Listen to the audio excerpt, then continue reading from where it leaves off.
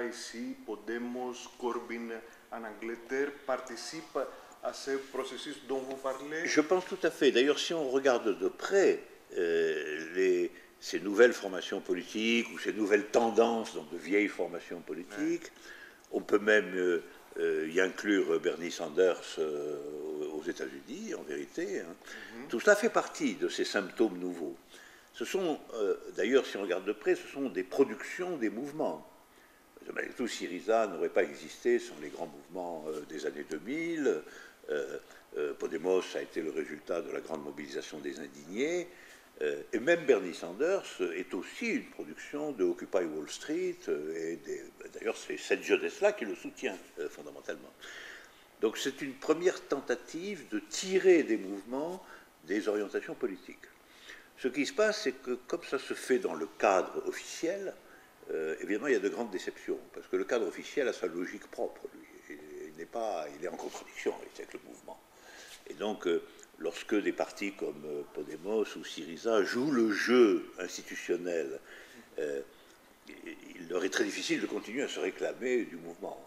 Donc on a quand même cette chose très, très, très difficile à accepter de mouvements qui se sont constitués, de partis, de groupes qui se sont constitués dans le feu du mouvement, qui jouent le jeu officiel tel qu'il est, le jeu étatique officiel, et qui sont obligés évidemment de décevoir cruellement une partie de leur soutien.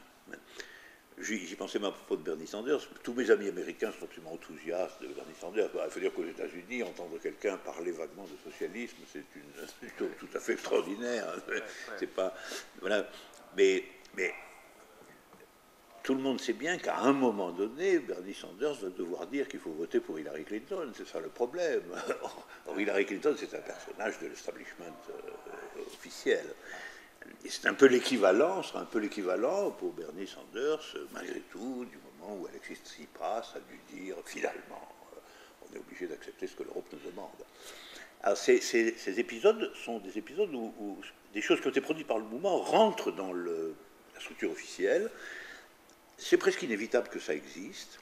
Ça fait partie aussi des expériences négatives. Parce qu'au fond, l'apprentissage politique, il est positif, mais il est aussi négatif. Nous savons, par exemple, que s'imaginer que la possession du pouvoir d'État est la solution de tous les problèmes de l'émancipation, ça n'est pas véritable. Nous savons que ce n'est pas parce que on a vaincu en utilisant la violence que la violence peut être une méthode courante du gouvernement. Nous savons des choses comme ça. Nous savons que ce n'est pas bon que l'organisation politique, le parti, fusionne complètement avec l'État. Que cette modalité de la fusion du parti et de l'État laisse en quelque sorte le peuple lui-même à l'extérieur du projet et engendre, nous le savons parfaitement, et finit par engendrer la terreur. Donc nous avons des éléments de bilan importants de la première phase du communisme, qui a été, je pense, entièrement dominé par la question de la victoire révolutionnaire proprement dite. Et au fond, toute l'histoire du XXe siècle, c'est l'histoire de groupes politiques convaincus que les méthodes qui ont conduit à la victoire révolutionnaire peuvent être aussi les méthodes qui conduiront à la construction du nouveau monde. Or, ce n'est pas vrai. Ce n'est pas vrai. Les méthodes utilisées pour vaincre un ennemi ne sont pas les mêmes que les méthodes pour mobiliser des amis. Voilà. Et vous pouvez vaincre l'ennemi par la force, on y est quelquefois obligé, quelquefois contraint, mais vous ne pouvez pas forcer les amis à faire ce que vous leur demandez. Ça n'est pas une bonne méthode. Et ça, nous devons en tirer toutes les leçons. La leçon principale, à mon avis, c'est que la politique ne peut jamais se réduire à deux termes, il en faut toujours trois. Voilà. Si on le dit de façon très, très abstraite, très simple, c'est-à-dire qu'il faut qu'il y ait le mouvement de masse, il faut lui laisser sa chance, y compris dans les méthodes, les moments de construction, de développement. Il faut que, quand la situation le demande à leurs yeux, les gens, les jeunes, les ouvriers, hein, puissent mobiliser, puissent dire ce qu'ils ont à dire, etc. Donc il faut que le mouvement de masse demeure vivant, alors que dans la plupart des expériences antérieures, on l'a tué quand même. On a dit, maintenant vous êtes au pouvoir, donc rester dans votre coin. C'est la première leçon. La deuxième leçon, tant que l'État ne peut pas être complètement renversé ou remplacé par autre chose, il faut toujours quand même une gestion étatique. Et troisièmement, il faut une organisation, mais une organisation qui soit entre les deux, c'est-à-dire qui soit à la fois interne au mouvement de masse quand il existe, et qui ait une certaine puissance sur l'État par ailleurs. Donc c'est ce système à trois termes, le mouvement de masse, des figures d'organisation politique et l'État qui doivent rester séparés les unes des autres, qui ne doivent pas être confondus ou fusionnés, qu'il faut arriver à mettre au point dans les expériences historiques qui vont se présenter, en conservant l'idée fondamentale que je rappelais hier soir, c'est-à-dire l'idée des quatre grands points du programme communiste tel qu'il a été élaboré dès le XIXe siècle par Marx. Qui debout a maintenant des échos dans les villes de province, etc. Et tout ça, sans qu'on sache très bien comment ça va se continuer, mais tout ça laissera des traces. Personnellement, je suis toujours content quand il y a un mouvement. Je préfère qu'il y ait un mouvement que rien du tout, naturellement. Donc sur ce côté-là, il faut reconnaître que ce mouvement existe, qu'il a une certaine durée, que beaucoup de gens passent, viennent voir ou restent, et qu'il y a ce climat toujours sympathique de démocratie, de discussion générale. Tout ça, c'est positif. D'un autre côté, je pense que c'est probablement pas quelque chose qui va transformer en profondeur la situation politique française. C'est une situation très, très, très difficile, très gelée, je dirais.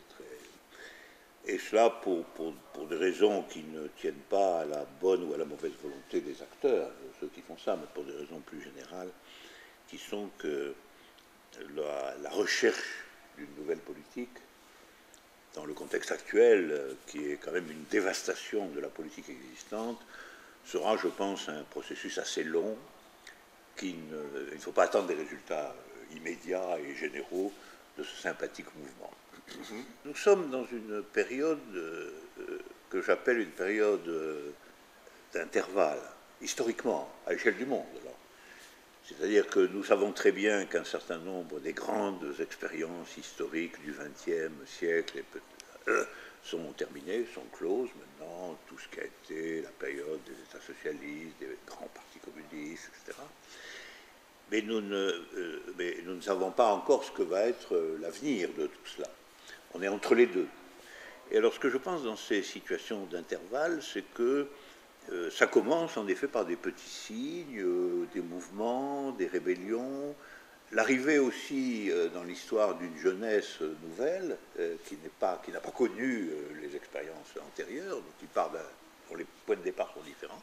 Et je pense que c'est ça qui se manifeste aujourd'hui. Donc des éléments de nouveauté sur la question de la politique, sur la question de la vie collective, sur la question de l'organisation de la production, de la vie sociale, etc. Dans une grande incertitude, dans une grande recherche, mais je suis convaincu en effet que c'est une préparation, je l'appellerais comme ça, une espèce de préparation subjective, personnelle, expérimentale, et après tout des mouvements dans le monde, nous en avons maintenant depuis, dans les dernières années, de très importants, en Turquie, au Caire, à Hong Kong, des mobilisations d'occupation durable avec des grandes discussions publiques. Tout cela donnera des fruits. Au fond, si on regarde dans l'histoire, il y a toujours eu de grands mouvements qui se terminaient par une récupération officielle. Des mouvements bien plus considérables que Nuit debout, ou même que Podemos. Songeons par exemple à la récupération de toutes les révolutions de 1848 par Napoléon III ou la reconstitution des ordres, ou le fait que les Trois Glorieuses de 1830 se sont terminées par l'installation d'une nouvelle monarchie. Donc c'est une grande loi historique qu'aucun mouvement ne réussit de façon nécessaire dans la foulée de son existence. Il y a des contre-courants, il y a un ordre établi, dont il ne faut pas sous-estimer la ténacité, l'obstination, la présence. Et nous sommes dans une période d'intervalle où chacun doit mesurer ce que sont ses forces, ses possibilités, ses choix, et cela inclut l'expérience amère, mais inévitable, de récupération par l'ordre établi de ce qui s'est passé. Comment peut-on faire durer la magie dans l'amour malgré les contraintes sociales et le passage du temps? Un amour, ça commence par une rencontre. Il faut rencontrer quelqu'un. Voilà. Donc il y a une espèce de hasard premier, quand même, qui constitue la possibilité de l'amour. Objectif, on dit, comme les surréalistes. Objectif, hasard objectif. Oui, oui, c'est ça, exactement. Un hasard inscrit dans la réalité. Et c'est tellement vrai qu'une bonne partie de la littérature mondiale raconte la contradiction entre ce hasard et le mariage arrangé par les parents. Le nombre de pièces de théâtre, de romans, etc., consacrés dans le monde entier à cette affaire des jeunes gens qui s'aiment contre l'arrangement des familles indique très bien que tout le monde a repéré depuis très longtemps que l'amour, c'est une singularité créatrice, de cette manière, et que ça n'est pas simplement l'accomplissement de l'ordre social existant. Ça a toujours été repéré, ça, avec, du coup, une certaine méfiance à l'égard de l'amour des conservateurs, en général, quelque chose qui dérange, quand même. Alors, ça commence comme ça, comme les révolutions. Mais on a le même problème après. Qu'est-ce qu'on fait après? Qu'est-ce qu'on fait? Alors, il faut bâtir. Il faut construire. On construit quelque chose, c'est très bien. Très vite, l'amour, ça ne peut pas rester dans l'épiphanie de la rencontre. Il faut que ça devienne aussi une construction. Exactement comme après les révolutions, il faut construire un État. Et qu'est-ce qu'il faut construire? Alors justement, ce qu'il faut construire, c'est ce que je propose d'appeler une expérience du monde à deux. C'est-à-dire une expérience du monde qui se fait vraiment à deux.